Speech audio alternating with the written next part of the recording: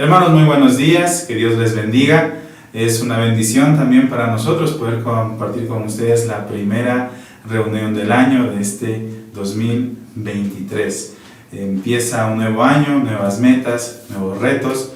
Estamos siempre queriéndonos desafiar, poder alcanzar ciertas cosas, pero yo creo que una de las mayores cosas siempre va a ser poder estar delante de Dios y poder cumplir todo lo que en su voluntad, lo que en su bendita voluntad nos permita.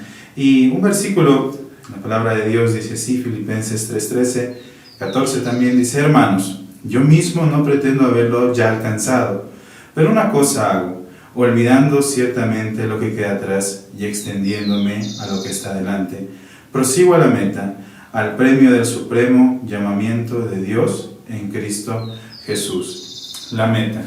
Y precisamente de lo que les estaba hablando hace un momento, creo que para nosotros la meta más grande que nos podemos plantear cada año que empieza es poder hacer las cosas de la mejor manera para la honra y la gloria de Dios. Ciertamente lo que ya pasó atrás, lo que ya quedó atrás, pues es solamente historia, lo preferiremos lo escogeremos para poderlo analizar, lo recordaremos pues para poder ver qué es lo que podemos cambiar, pero la idea siempre es poder mirar hacia adelante al llamado, al desafío del supremo llamamiento que es en nuestro Señor Jesucristo. Sin más, vamos a empezar nuestra reunión recordándoles que va a ser el estudio de nuestro hermano Milton y posterior también los anuncios, pues que Dios les bendiga y a continuación estamos con la reunión.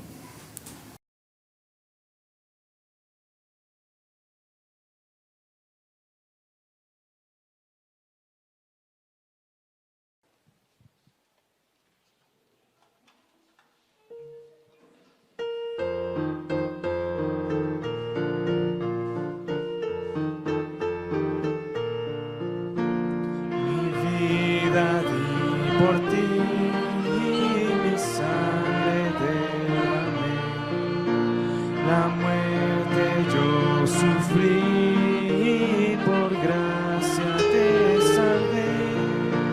Por ti inmolado fui, que has dado tú por mí. Por ti inmolado fui, que has dado tú por mí.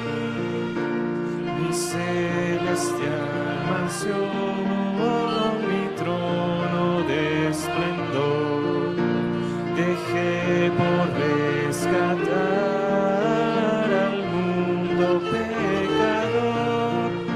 Si todo yo dejé por ti, ¿qué dejas tú por mí? Si todo yo dejé por ti, ¿qué dejas tú por mí? Reproches, aflicción y angustias yo sufrí, la copa amarga fue que yo por ti bebí, insultos yo por ti sufrí, que sufres tú por mí. Insultos yo por ti sufrí, que sufres tú por mí. De mi celeste hogar te traigo el rico don del Padre Dios de amor, la plena salvación. Mi don de amor te traigo a ti, que ofreces tú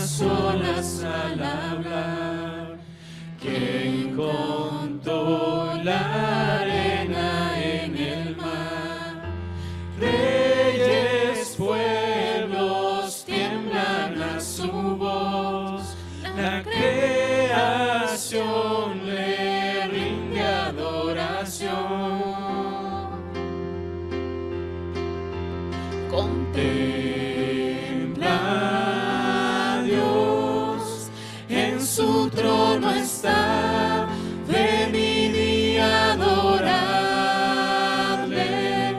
Contempla al Rey, nadie es como Él, venid y adoradle.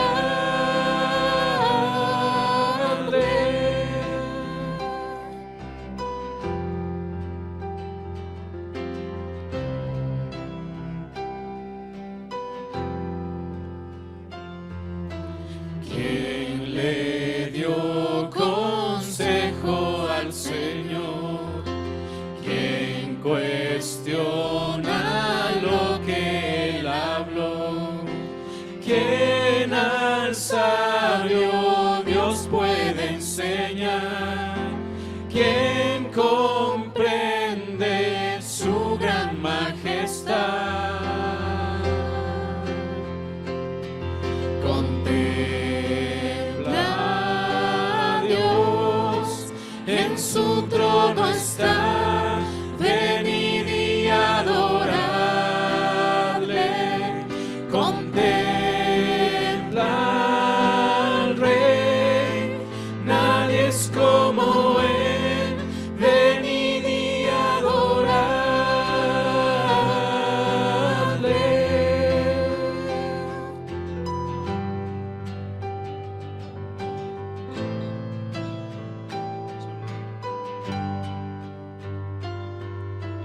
¿Quién sufrió los clavos en dolor? ¿Quién llevó el mal del pecador? Jesucristo, humilde al perecer, ha triunfado y reina con poder. Contempla a Dios, en su trono está, venid y adoradle. Contempla al Rey, nadie es como Él, venid y adoradle.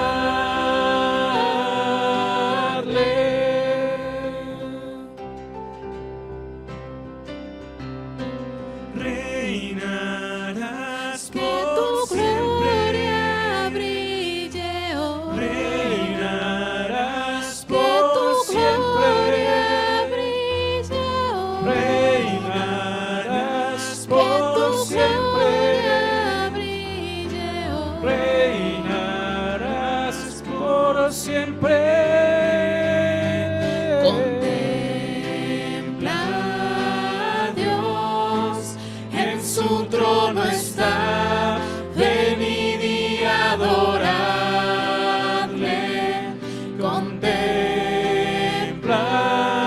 al Rey, nadie es como Él, venid y adoradle.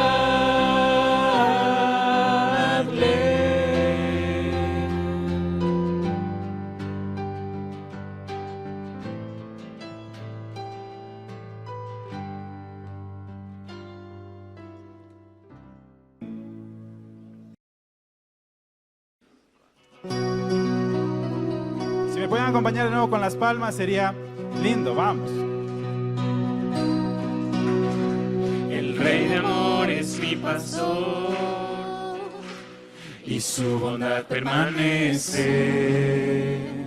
Si estoy con Él nada faltará, me sostendrá por siempre, me sostendrá por siempre.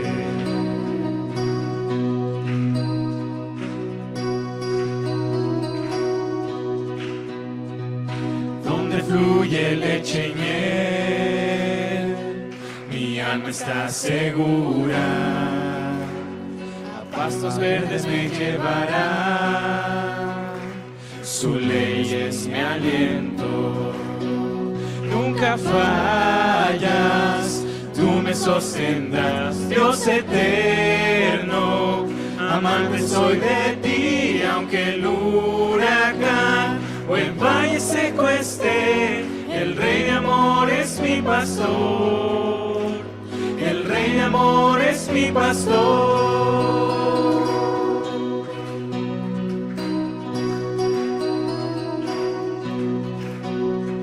Perdido estaba en confusión,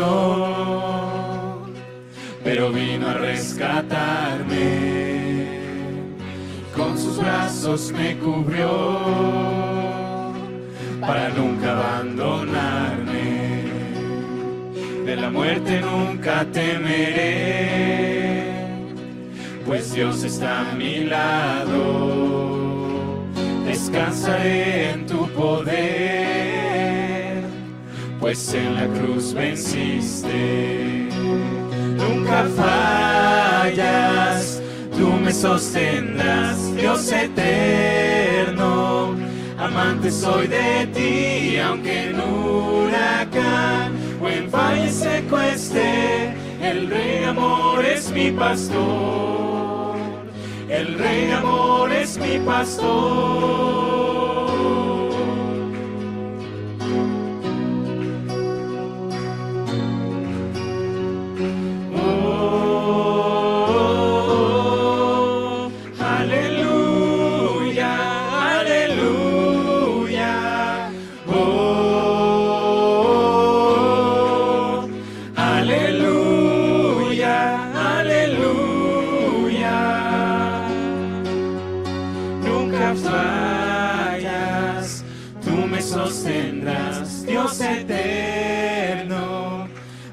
Soy de ti, aunque en huracán o en valle seco esté.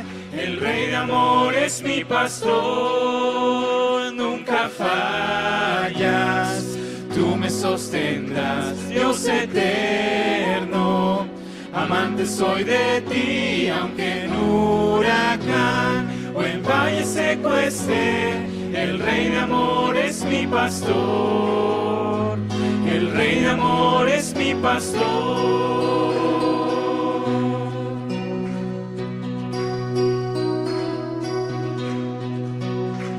De la noche al amanecer, tu gran amor permanece. Jesús, por siempre te cantaré, alabanzas por salvarme. Alabanzas por salvarme.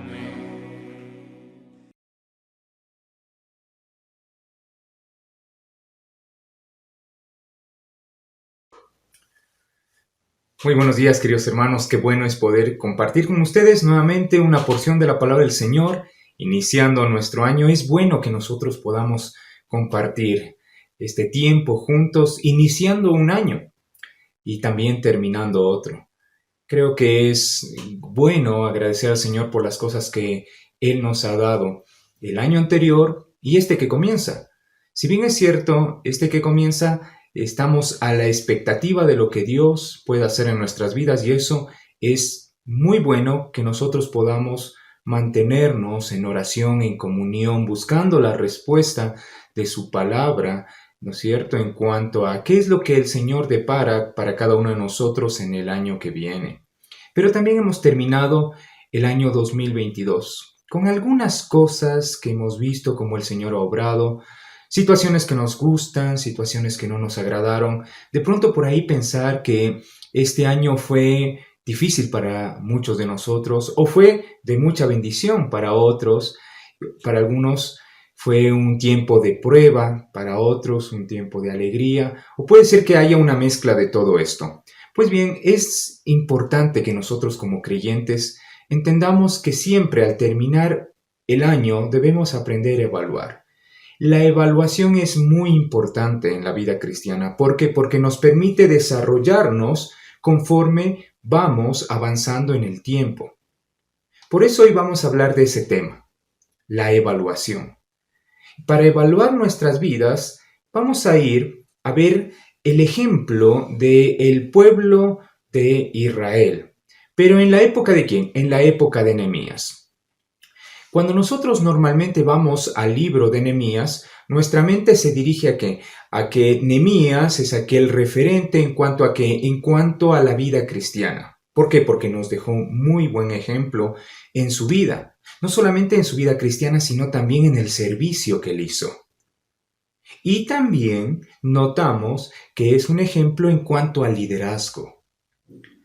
Y nosotros tomamos el libro de Nehemías mirando el ejemplo de Nehemías. Ahora vamos a ponernos del otro lado. No vamos a estudiar, en este caso, lo que Nehemías hizo, sino vamos a enfocarnos al otro lado. El otro lado que podemos ver a un pueblo. Nehemías está aquí, el pueblo del otro lado. Bueno, vamos a ubicarnos del lado del pueblo ahora.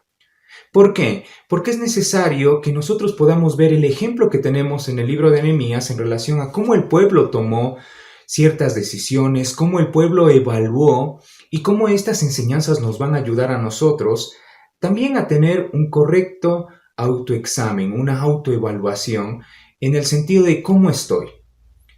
Pero cuando nosotros miramos este ejemplo del pueblo, debemos entender que la idea de Nehemías no era solamente reconstruir un muro. Porque a veces decimos, la idea de Nehemías, reconstrucción del muro. Sí es verdad, pero no se podía reconstruir el muro si Nehemías no iba con la palabra que el Señor había encargado para cambiar el pensamiento de la gente.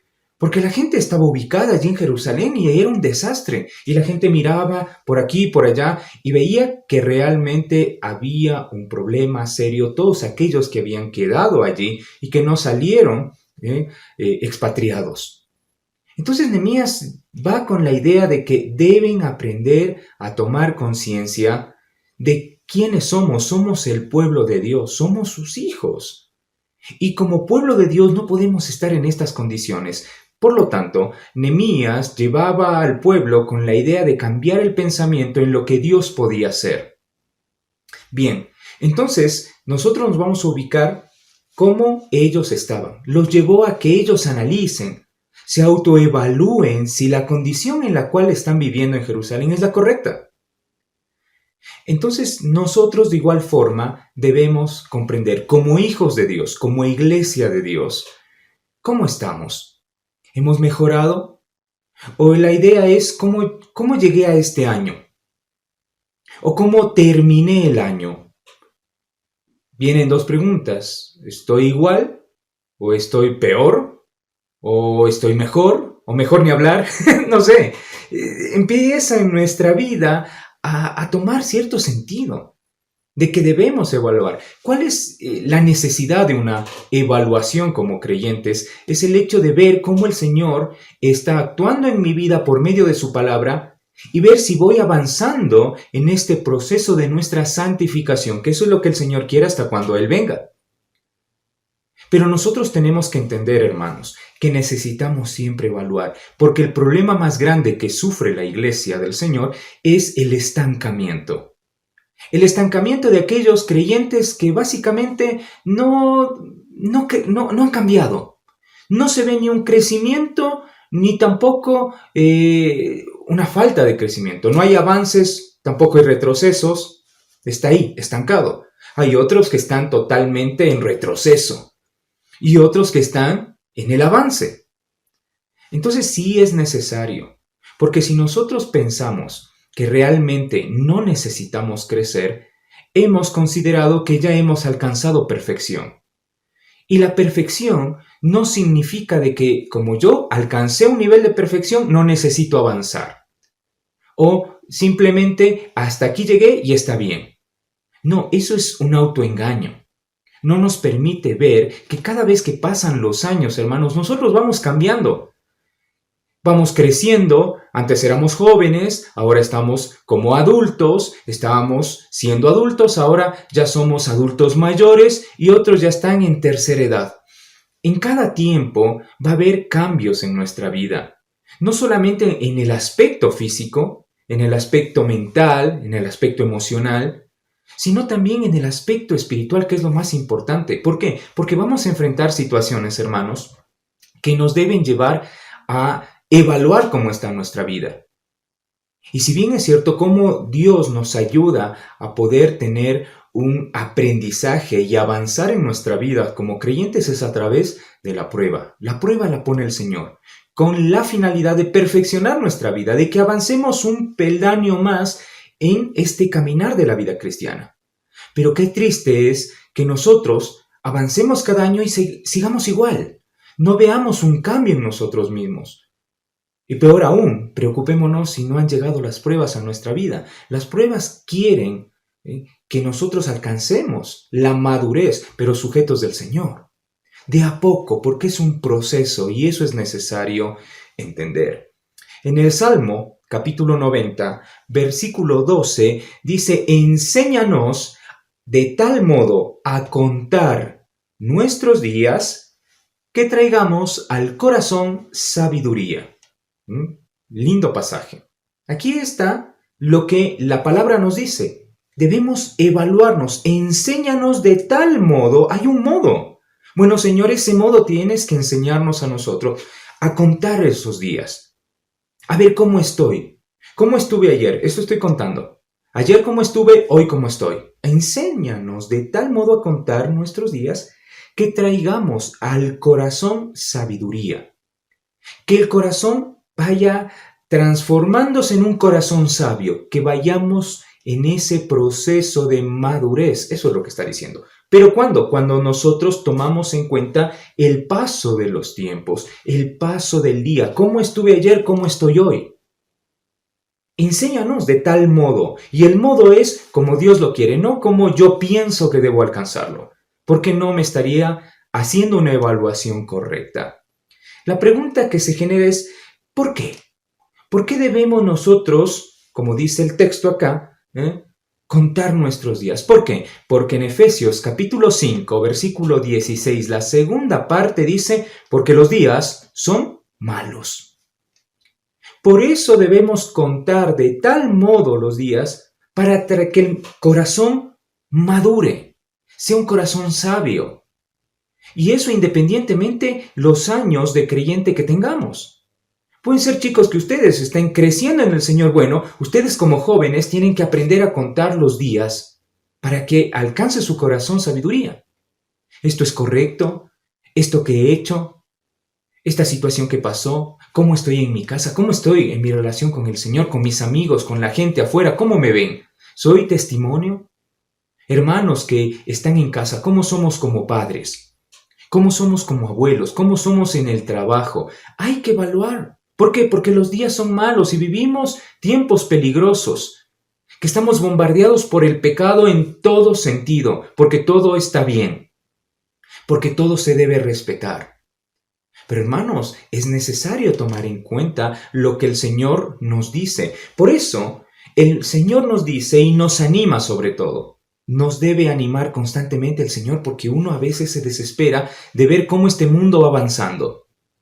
En Efesios capítulo 5, el versículo 16, la primera parte dice: aprovechando bien el tiempo. ¿Por qué? Porque los días son malos. Entonces debemos aprovechar bien el tiempo hoy. No el de ayer ya pasó. Y el de mañana es una bendición. ¿Por qué? Porque nosotros hoy podemos entender que podemos aprovechar nuestro tiempo. Porque los días son malos. Entonces es bueno. Es saludable una autoevaluación del año que está terminando y que vamos a arrancar, bueno, lo evaluaremos cuando esté terminando. Pero de este año que terminamos, debemos autoevaluarnos, hacer una evaluación. Buscaba un concepto que nos lleve a considerar lo que es una evaluación o una autoevaluación. Y este concepto me pareció muy importante. Dice: la autoevaluación es una estrategia. Cuando habla de estrategia, habla de acciones, de un hacer. Es una estrategia por excelencia ¿para qué? Para educar en la responsabilidad y para aprender a valorar, aprender a criticar, aprender a reflexionar el proceso de enseñanza y aprendizaje individual. Es increíble y se pega muy bien a nuestra autoevaluación espiritual. ¿Por qué? Porque dice que es una estrategia. La estrategia normalmente es un término que se usa en el ejército. Cuando alguien quiere alcanzar un objetivo, se tiene que tener una estrategia, acciones concretas. Por aquí avanzamos, esta es la ruta, este es el rumbo. Necesitamos avanzar y ver cómo alcanzamos el objetivo. Y si hay que invadir, apoderarnos de ese objetivo. Bueno, en la vida cristiana debemos aprender nosotros a mirar que nuestra autoevaluación es una estrategia, son las acciones como yo quiero alcanzar que el corazón tenga madurez. Entonces necesitamos dentro de esa estrategia ver acciones puntuales en cuanto a qué, en cuanto a los días que vivimos. Enséñanos a contar nuestros días. Ah, muy bien. Entonces dice acá que es una estrategia por excelencia para educar en la responsabilidad. Tenemos una responsabilidad. ¿Cuál es mi responsabilidad? Soy hijo de Dios. Y como hijo de Dios, mi querido hermano y hermana, necesitamos nosotros buscar las estrategias para educarnos en responsabilidad de ser hijos de Dios. Y de esta manera aprendemos ¿qué? A valorar nuestra posición como hijos de Dios. Aprendemos a criticar las cosas. Lo que yo estoy haciendo, ¿es correcto? ¿Lo que yo estoy mostrando hacia la gente es correcto? Lo que yo hablo, lo que yo digo, incluso cómo me muestro, ¿es correcto? Lo que estoy pensando, ayuda la autocrítica. Pero no ser unos críticos severos, sino críticos realistas de la vida. ¿En qué estoy fallando? ¿En qué debo cambiar y no estancarme? Y esto me lleva ¿a qué? A la reflexión. Si esto está mal, entonces necesito cambiar. Cambiar el curso. Arrepentimiento, ¿no es cierto? Hay cosas que no están bien. Bueno, tengo que empezarlas a cambiar. En ese proceso, dice, de enseñanza, todo proceso lleva tiempo. ¿Y la enseñanza dónde está? En la palabra del Señor de forma individual, no de forma general. Ahora estamos aprendiéndolo de forma general y en la iglesia es muy bueno que podamos tener el recurso de la palabra, ¿no es cierto?, para poder crecer, alcanzar madurez. Pero la autoevaluación debe ser de un aprendizaje individual. Lo que el Señor me muestra a mí, yo debo entenderlo, debo valorar lo que el Señor me da, debo criticar esas cosas que no están bien y reflexionar sobre los temas de enseñanza que están en la palabra que me lleva a un aprendizaje individual y podemos ir creciendo en el avance. Uno de los mayores errores que tenemos en la iglesia a veces es pensar que nosotros debemos ser educados y que deben otras personas autoevaluarnos. Es bueno que nos digan esto o aquello, pero es necesario, hermanos, que nosotros seamos críticos en cuanto a mi forma de aprender, a mi avance en la vida cristiana, qué estrategia voy a usar para el avance de la vida. Entonces es necesario, ¿no es cierto? Ya hemos entendido claramente y este concepto ya nos aclara muchísimo lo que queremos alcanzar.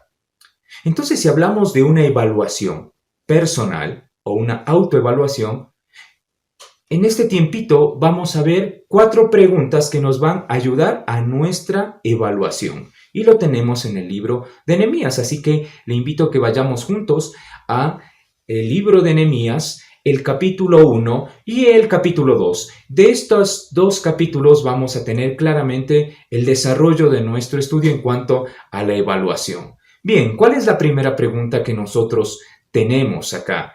Es, ¿cuál es mi condición? ¿Cuál es mi condición?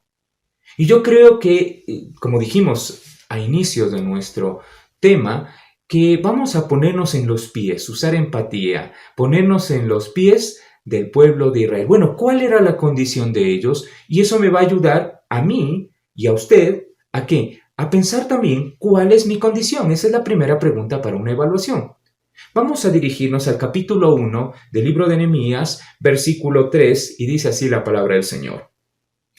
Y me dijeron, el remanente de los que quedaron en la cautividad, allí en la provincia, están en gran mal y afrenta, y el muro de Jerusalén derribado, y sus puertas quemadas a fuego. ¡Wow! Miren la condición de Jerusalén y el pueblo que se quedó. El remanente, dice aquí, está en gran mal y afrenta.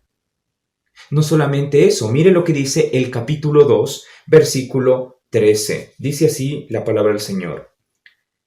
Y salí de noche, dice acá, por la puerta del valle hacia la fuente del dragón y a la puerta del muladar, y observé los muros de Jerusalén que estaban derribados y sus puertas que estaban consumidas por el fuego. No solamente fue que en el capítulo 1 le dicen a Nehemías la condición del pueblo, sino que cuando él llega se fija personalmente la condición, y la condición es real. No es algo que me contaron, no es algo ficticio, no fue algo que se exageró, no, fue algo real. Entonces, cuando nosotros vamos a hacer una evaluación, debemos preguntarnos, ¿cuál es mi condición actual? ¿Es real? ¿Estoy exagerando? ¿Estoy minimizando mi condición? Y ahí entendemos, dentro de esta primera pregunta, que debemos aprender a conservarnos en medio de la crisis. La situación que pasó en Jerusalén era una crisis. Y claro, llegaron, fueron invadidos, era una situación terrible. Algunos fueron llevados al cautiverio, otros se quedaron allí. Era la condición, pero ellos en medio de esa crisis conservaron tranquilidad, se conservaron. Hermanos, en medio de las crisis debemos aprender ¿a qué? A conservar la calma. ¿Estoy conservando la calma? Había un gran mal, una afrenta o una situación difícil y vergonzosa, también lo traducen. ¿Cuántas veces nosotros hemos pasado por situaciones que nos han afectado, situaciones difíciles, situaciones que nos trajeron vergüenza? Este es un caso, básicamente, del pueblo. ¿Por qué pasó esto? Porque estaban en desobediencia. Mire lo que dice el versículo 7 cuando Nehemías extiende esta oración. En extremo nos hemos corrompido, dice, contra ti, y no hemos guardado los mandamientos, estatutos y preceptos que diste a Moisés tu siervo. Nosotros nos hemos corrompido. Y si nosotros estamos en esta situación de mal, en esta situación difícil, en esta situación vergonzosa, es porque no atendimos a tu mandato, que dejaste a los líderes por medio de tu palabra. Hermanos, debemos aprender a conservarnos como hijos de Dios, cualquier sea la situación. Pero esto, ¿cuándo lo logramos? Cuando nos sujetamos al mandato del Señor.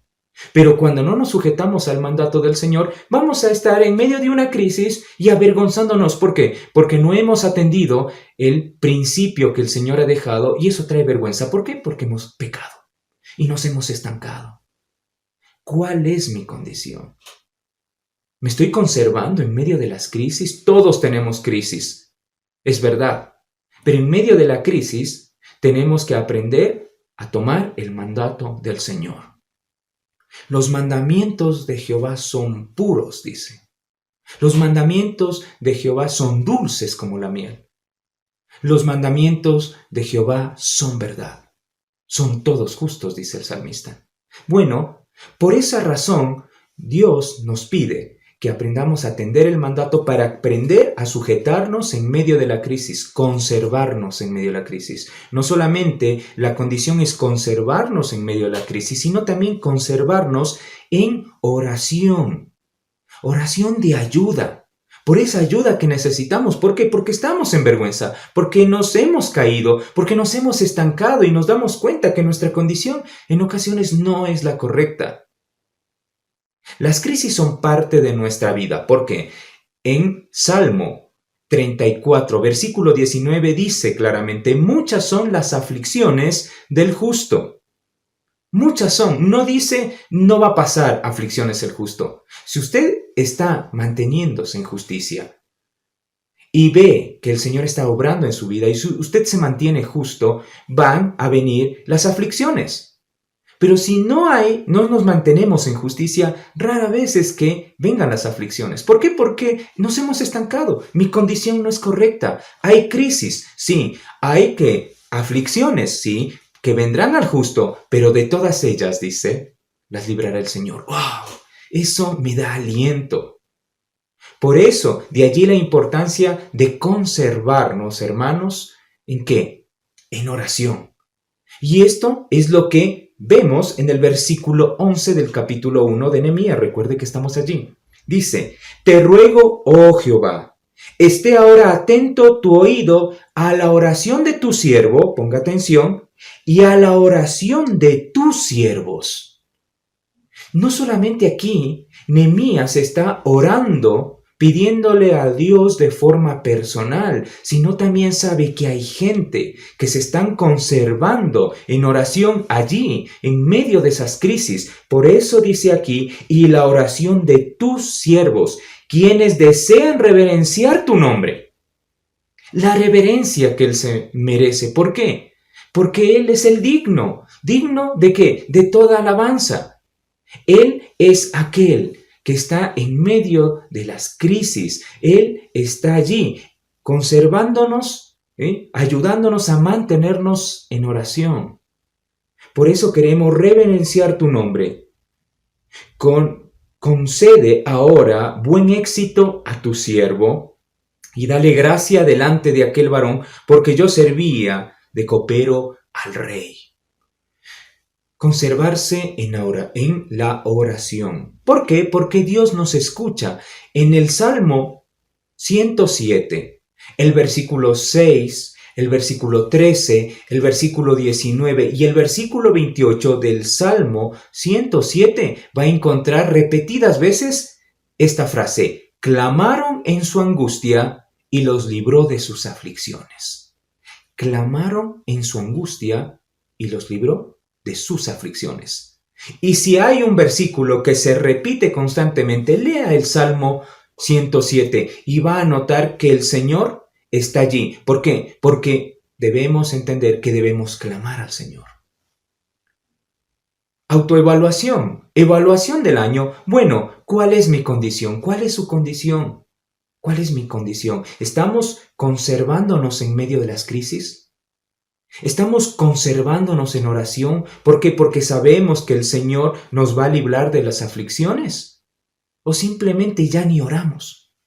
¿O simplemente, hermanos, ya no nos conservamos en medio de la crisis y en vez de acudir al Señor, acudimos a cualquier cosa y nos hemos deslizado muy despacio de lo que el Señor quería para nosotros? Debemos tener una evaluación. Bueno, pensemos. ¿Cuál es mi condición? Y tomando en cuenta esa condición, conservémonos entonces en medio de las situaciones difíciles. Pero sobre todo, conservémonos en oración porque el Señor nos escucha, porque el Señor nos escucha cuando clamamos en medio de la angustia y dice que nos va a librar de esas aflicciones. Bien, primera pregunta para nuestra evaluación. Segunda pregunta, en cuanto a nuestra evaluación. Dice lo siguiente: ¿creo en las bendiciones del Señor? Cuando nos evaluamos, debemos pensar esto, hacernos esta pregunta: ¿creo en las bendiciones del Señor? Le creo de forma puntual, de forma personal, no de forma general. Sí, Dios nos bendice porque Dios es bueno, y sí, Dios es bueno. Sí, pero todo el mundo dice eso. Es similar la expresión como usted cree en Dios. Sí, yo creo, todo el mundo cree en Dios. Pero debemos aprender a creer en Dios, a Dios de forma personal, no de forma general. Bueno, entonces, ¿creo en las bendiciones del Señor de forma personal? Mire lo que dice Nehemías, capítulo 2, versículo 17. Dice así la palabra del Señor. Les dije pues, vosotros veis el mal en que estamos, que Jerusalén está desierta y sus puertas consumidas por el fuego. Vengan y edifiquemos el muro de Jerusalén y no estemos más en oprobio. La primera parte del versículo 18 dice: entonces les declaré cómo la mano de mi Dios había sido buena sobre mí. La mano de mi Dios de forma personal. ¿Creo en las bendiciones del Señor? Bueno, si creemos en las bendiciones del Señor, estas bendiciones se concentran ¿en qué? En su grandeza. Las bendiciones son en su grandeza, porque dice claramente, ustedes ven, dice el versículo 17, el mal en que estamos, que Jerusalén está desierta. Vengan y edifiquemos y no estemos más en oprobio. ¿Por qué? Porque el Señor está obrando, porque Él es grande, porque su grandeza se va a reflejar en nuestra confianza en Él y vamos a actuar. Esa es la estrategia, ¿no es cierto?, que habíamos hablado. Ver la estrategia para alcanzar objetivos, la acción puntual. Entonces, usa ¿qué cosa? Usa los recursos de su grandeza, porque los anima. Y en este caso, ¿cuál es el recurso de la grandeza de nuestro Señor? Es Nehemías. ¿Por qué? Porque el Señor pone personas, ¿para qué? Para que nosotros entendamos que podemos ser animados por otros hermanos, porque pueden ver de forma clara que Dios es un Dios que obra, es un Dios grande y que va a hacer algo en nuestras vidas. Uno de los salmos que se olvida con el tiempo, incluso había un corito, el Salmo 145, que lo cantábamos. Te exaltaré, mi Dios, mi Rey, y bendeciré tu nombre. Bueno, el versículo 3 del Salmo 145 dice, ¿no?, claramente, vamos a revisarlos para no recitarlo de memoria o fallar de pronto en la lectura. Salmo 145, versículo 3 dice, grande es Jehová, grande es el Señor y digno de suprema alabanza, y su grandeza es inescrutable. Y en el coro decíamos, cada día te bendeciré. Algo que a veces ya no lo cantamos, o que los jóvenes ya no lo conocen, pero que reflejan una gran verdad de la grandeza de Dios. Entonces, gracias, Señor, porque tu grandeza se refleja por medio de las personas que has puesto durante este año para ayudarnos a que avancemos en nuestra vida cristiana, para que nosotros entendamos que necesitamos hacer una evaluación y que debemos nosotros valorar lo que el Señor pone por medio de personas, que me lleva a ¿qué? Hacerme una autocrítica y empezar ¿qué? A avanzar, a cambiar, a buscar el proceso, la estrategia. Hermanos, no nos olvidemos que si creemos en las bendiciones del Señor, bueno, las bendiciones están en la grandeza que Él provee para mostrar su grandeza por medio, en este caso, de personas. ¿Quién fue llamado a mostrar la grandeza de Dios a este pueblo? Fue Nehemías. Usted puede ser esa bendición para muchas personas. O puede ser que haya habido personas que marcaron este año. Bueno, gracias, Señor, porque mostraste tu grandeza por medio de personas que me dijeron, esto es necesario corregir. O hermano, avancemos. Qué bueno, mantente así. ¿Creo en las bendiciones del Señor? Sí. Debemos entender que las bendiciones se concentran en su grandeza, pero también las bendiciones se concentran en su bondad. Versículo 18, la primera parte, dice claramente, entonces les declaré cómo la mano de mi Dios había sido buena sobre mí. Este es el punto, mi Dios. Yo le creo a Él y ustedes deben creerle de igual forma como yo le creí, de forma personal. Por eso dice la mano de Dios, la mano de mi Dios. Y siempre que la Escritura habla de la mano del Señor, ¿habla de qué? Habla de la guía que Él da. Habla de la guía que Él nos da. Su mano es una mano de provisión. Su mano es una mano de cuidado. Su mano es una mano que nos va a mostrar el camino. Mire, vamos nuevamente al Salmo 106. Versículo 1 dice así la palabra del Señor. Aleluya. Alabad a Jehová. ¿Por qué? ¿Por qué debo alabar al Señor? Porque Él es bueno. ¿Por qué? Porque Él es bueno. Suficiente. Porque Él es bueno. Porque para siempre es su misericordia. La bondad de Dios está en Él. ¿Por qué? Porque Él es el principio de esa bondad. Porque en su raíz, en el crecimiento, en todo lo que procede de la bondad, se refleja en la persona de Dios. Dios es aquel que es bueno. El Señor es bueno. ¿Por qué? Porque para siempre es su misericordia. Él es bueno. Y me habla de que esa mano va a estar allí. Porque Él es bueno, mostrando esa misericordia. Porque Él es bueno, indicándome el camino. Porque Él es bueno, mostrándome lo que debo corregir. Y porque Él es bueno, yo debo creer que Él es bueno. No solamente generalizar, sino saber de que Él es bueno. Hermanos queridos, nada nos ha faltado del Señor al terminar este año. Y aún en medio de las crisis, hemos visto la bendición y hemos visto la mano de Dios cuidándonos. ¿Dios es bueno? Claro que sí. Dios es muy bueno. Y su bondad seguirá ¿hasta cuándo? Hasta cuando lleguemos a su presencia.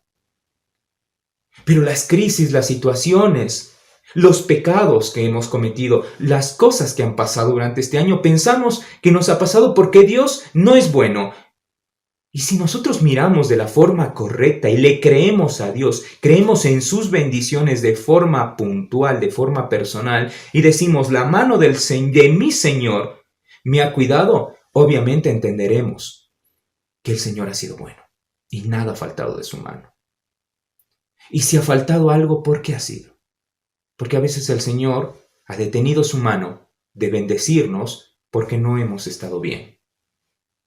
No esperemos, hermanos queridos, que Dios detenga su mano en tantas bendiciones simplemente porque no queremos oír su mandato, porque no queremos cambiar, porque pensamos que ya hemos alcanzado la perfección y no necesitamos autoevaluarnos. ¿Por qué? Porque Dios así va a funcionar. Y si así Dios funciona, está bien. Funcionaremos tranquilamente de esta manera, esperando nomás que el Señor muestre. No. Tenemos que acudir al Señor de forma personal. Por eso la segunda pregunta. ¿Creo en las bendiciones del Señor? Debemos creerlas. ¿Por qué? Porque Él es grande. Porque su grandeza es única y también porque su bondad es única. Son dos bendiciones excelentes que nunca debemos olvidar y que miremos cómo el Señor en medio de las situaciones, aún así, fue bueno con nosotros. Interesante. Tercera pregunta para nuestra autoevaluación. ¿Reconozco mis fortalezas y debilidades? Hermanos, ¿somos conscientes? ¿Hemos reconocido? ¿Lo tenemos identificado en esta estrategia de educarnos? ¿No es cierto? En el crecimiento de la palabra del Señor para que nuestro corazón sea un corazón cada vez más sabio. Nosotros ya tenemos identificado cuáles son mis fortalezas, pero también cuáles son mis debilidades. A veces nos ocupamos en reconocer solamente las fortalezas, pero las debilidades no, porque, yo soy débil en esto, entonces, qué pena. Pero no. O a veces minimizamos las debilidades. No, es que todo mundo tiene debilidades, es que todos... No, es de forma personal. Es una autoevaluación. Evaluemos. Hemos reconocido en este año que pasó cómo son ahora nuestras fortalezas, en qué nos hemos fortalecido, tanto personal, en el servicio. ¿Nos hemos dado cuenta? O simplemente no nos damos cuenta porque no tenemos fortalezas. O peor aún, no hemos identificado las debilidades. ¿Por qué? Porque simplemente nosotros no nos hemos dado cuenta. ¿Tiene debilidades? No. Y el creyente parece que es un creyente perfecto, santo, que ya ha alcanzado la madurez y no necesita crear en su corazón sabiduría en dependencia del mandato del Señor. Y sigue igual, se ha estancado. ¡Qué problema! Debemos evaluar. ¿Reconozco entonces mis fortalezas y debilidades? Mire lo que dice el capítulo 2. Volvemos a Nehemías. Capítulo 2, la segunda parte del versículo 18 dice así la palabra del Señor. Y asimismo las palabras que el rey me había dicho. Y dijeron, levantémonos y edifiquemos. Así esforzaron sus manos para bien. Esforzaron sus manos para bien. Versículo 19. Pero cuando lo oyeron, Sanballat, Horonita, Tobías el siervo amonita y Gesem el árabe hicieron escarnio de nosotros y nos despreciaron diciendo, ¿qué es esto? ¿Qué hacen ustedes? ¿Se van a rebelar contra el rey?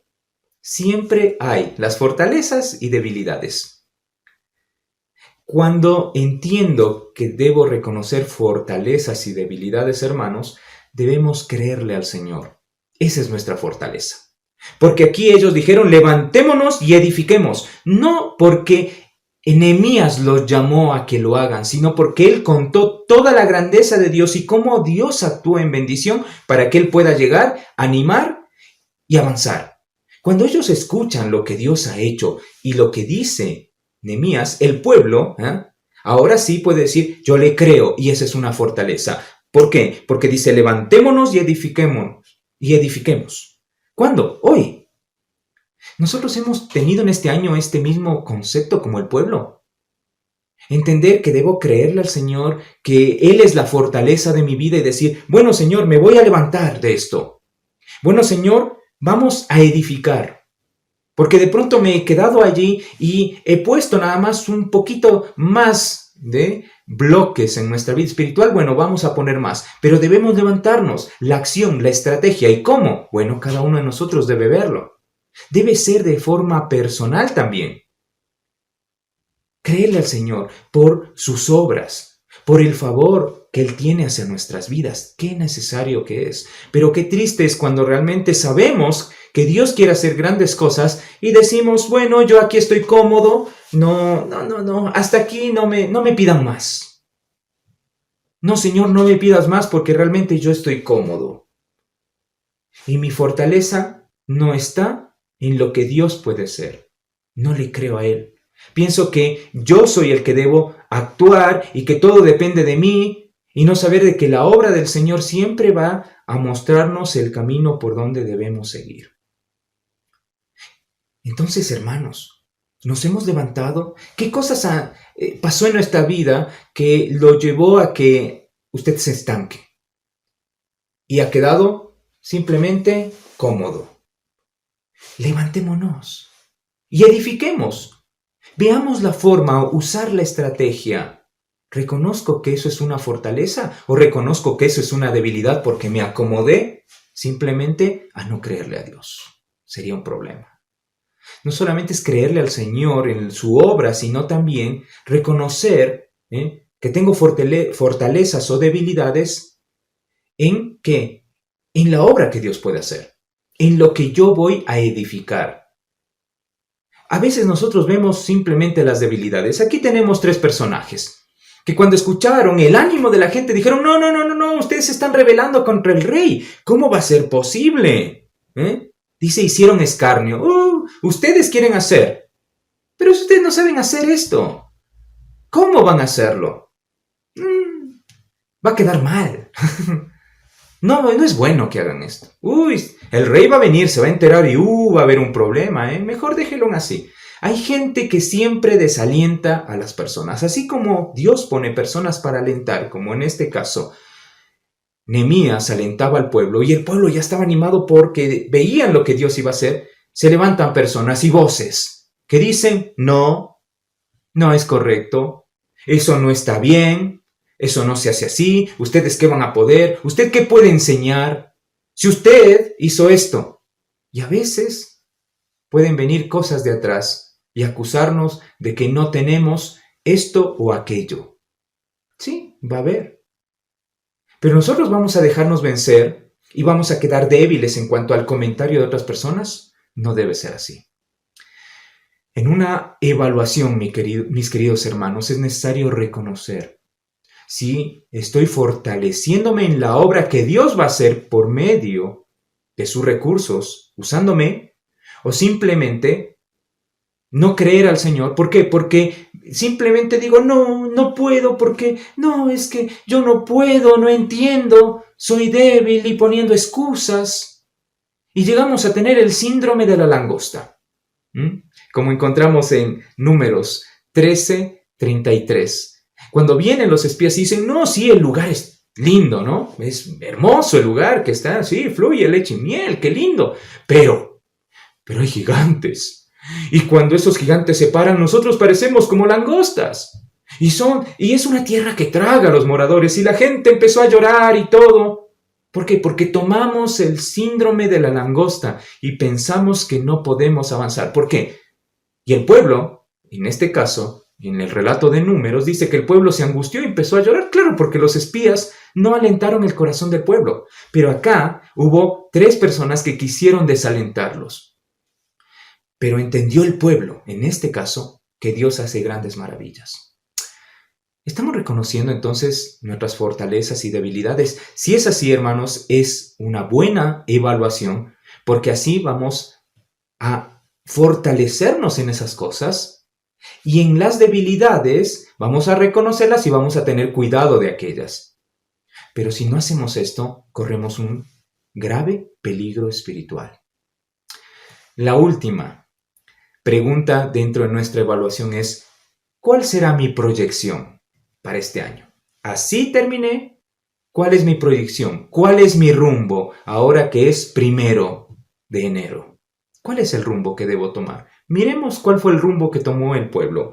Capítulo 2, versículo 20, dice así: y en respuesta les dije, el Dios de los cielos, márquelo, el Dios de los cielos, Él nos prosperará y nosotros, sus siervos, nos levantaremos y edificaremos. ¿Por qué? Porque vosotros no tenéis parte, ni derecho, ni memoria en Jerusalén.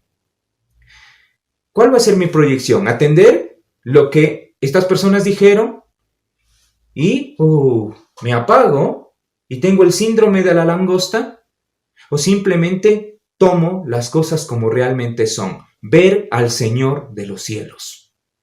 Esto es algo importantísimo. Ver al Señor de los cielos. Sí, la situación puede ser caótica, mi vida, estoy evaluándome, ¿cómo llegué hasta aquí? Mira el pueblo dijo, sí, estamos en una situación crítica, pero Dios, por medio de su grandeza, sus bendiciones, nos ha permitido reconocer las fortalezas, las debilidades. Ahora sí, vamos a avanzar. ¿Por qué? Porque es ver al Señor de los cielos. Él es el que está allí, el que está sobre todo y que nada está sobre él. Pues bien, Él va a dirigir mi rumbo y mi proyección. Y es casi la misma expresión que Asaf usa en el Salmo 73, 25, cuando dice claramente, ¿y a quién tengo yo? ¿Quién? En los cielos, sino a ti. Y fuera de ti, nada quiero o nada deseo en la tierra. Porque ¿a quién tengo en los cielos? Asaf, en medio de su crisis espiritual, reconoce y levanta los ojos al cielo.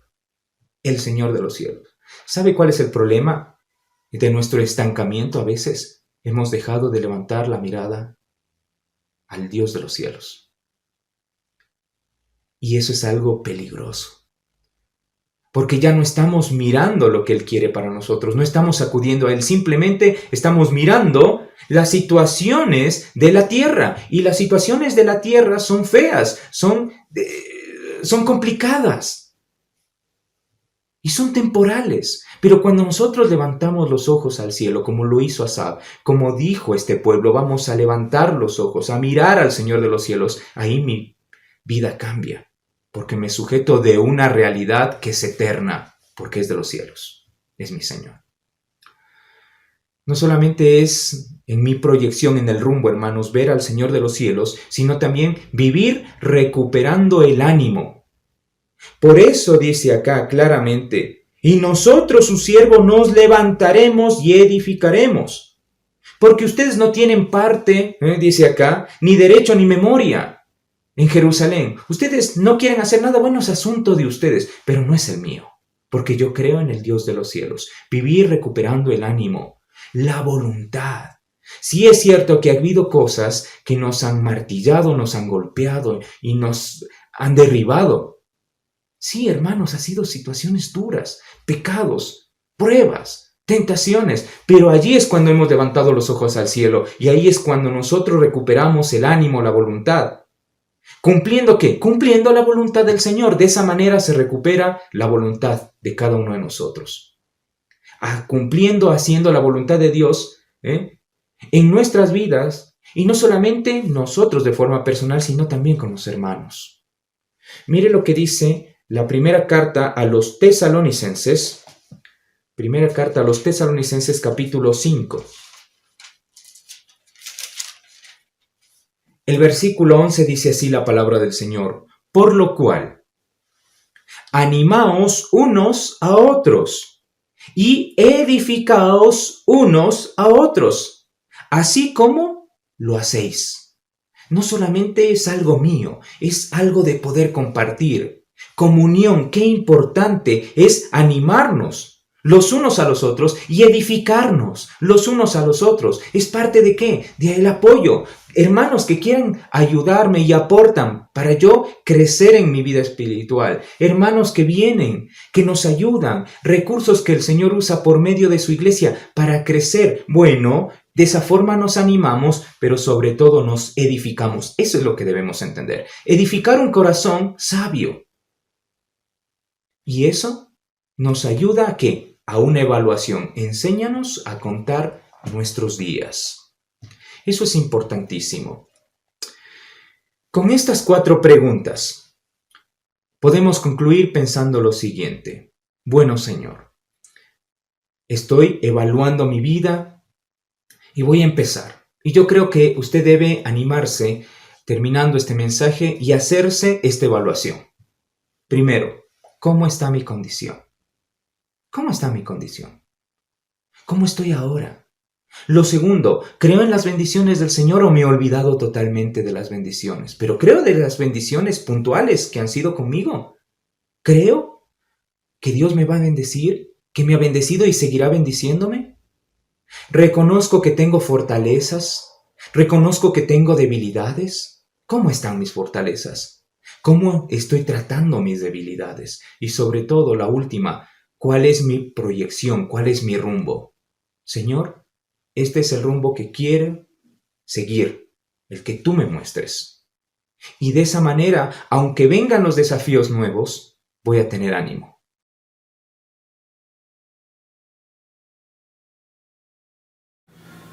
Gracias por compartir con nosotros, mis queridos hermanos, algunos anuncios antes de despedirnos.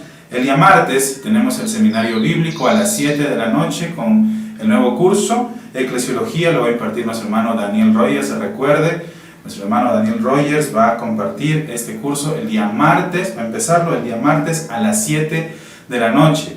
El día miércoles también tenemos a las 6:30 vía Zoom nuestra reunión de oración. Separe tiempo para poder compartir con nuestros hermanos algunas peticiones y motivos de agradecimiento. Y por último también, el domingo a las 10 de la mañana ya en la iglesia empezamos con la Cena del Señor y posterior a las 11 el culto dominical. Sin más, hermanos, que Dios les bendiga, que puedan estar bien y que pasen una linda semana. Que Dios los bendiga. Hasta luego.